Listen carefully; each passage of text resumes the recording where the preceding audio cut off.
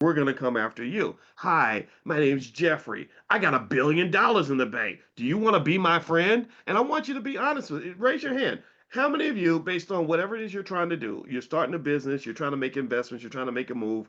How many of you, if a billionaire, if a person literally came up to you and said, I got $1 billion in the bank and I want to work with you and write you a check, how many of you would probably take that phone call and probably consider taking that money?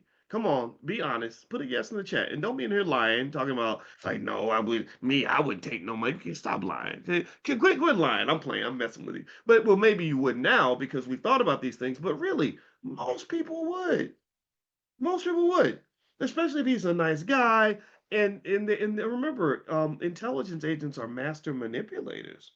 Right? That's how when they interviewed the black guy who infiltrated black organizations on behalf of the CIA, they said, "Well, how did you get them to trust you so much?" He said, "Well, it's easy." He didn't cite the law of reciprocity, but that's what he used. He said, "I just offered to be helpful. Like whatever they needed, I would be helpful."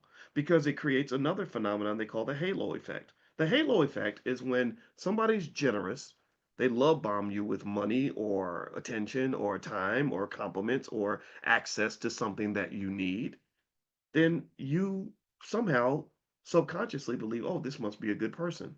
And next thing you know, you be out here vouching for somebody that you barely know. And we've all fallen for it. We all have fallen for it. Not just, now, I'm not talking about you, I'm talking about us. Okay. So you, me, all of us. I can't tell you how many times I, as a 40 something year old grown ass man, can think of times where I was like, damn it, boys, you're too smart for that. You knew what was going on here.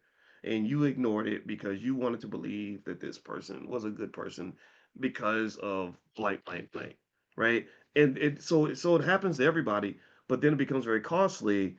Now, in the case of Epstein, I think it's scary because he was really trying. I mean, Epstein was really trying to accomplish a certain political goal, right? I think that's why every single congressman ends up pledging allegiance to Israel because there's stuff there, right? Right. Um, Now, with that being said, let's move on with this. And you can imagine other scenarios where money is used as a manipulator, particularly when it comes to like women.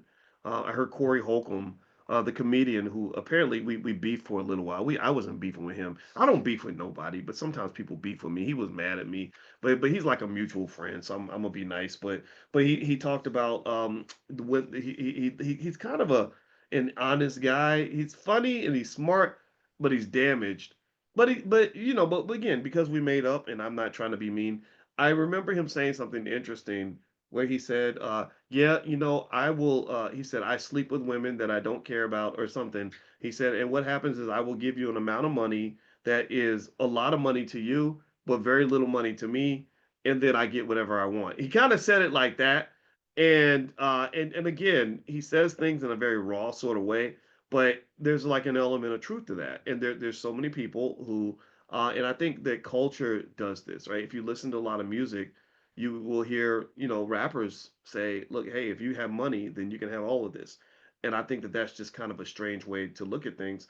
But what happens is with the halo effect is that when somebody's generous or when you see someone that appears to be successful, uh, your brain assumes that the person is trustworthy, smart, or morally sound. That's what the halo effect basically says. So you meet the man or woman of your dreams, or the friend that you've been waiting for with money in the bank who can support your business or whatever. You will just automatically assume they're a good person.